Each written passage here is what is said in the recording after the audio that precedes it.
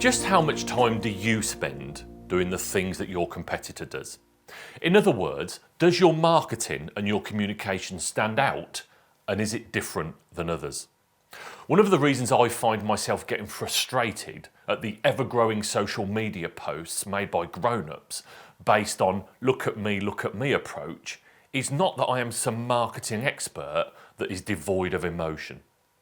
It is that the look at me posts are just no different than anyone else saying, look at me.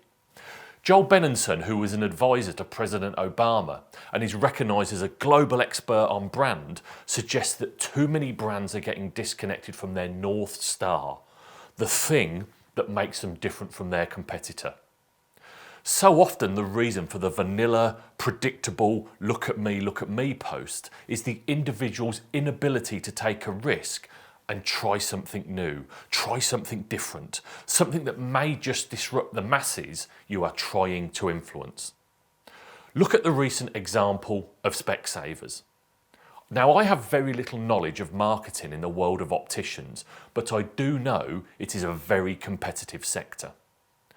Spec Savers have recently taken a risk with some very funny posts on Twitter following the Manchester United football team's underperformance this year and then Elon Musk's desire to actually buy Twitter. Now, I'm sure the posts weren't to everyone's taste, but they drove very high levels of traffic. The national media picked up on it, and most importantly, Spec Savers were able to leverage in some key brand messages into what were fun posts. Did they take a risk? Yes, they did. Were there potential downsides to taking this risk? Well, of course there were. But does playing it safe and never taking a risk work in marketing and communications? Never.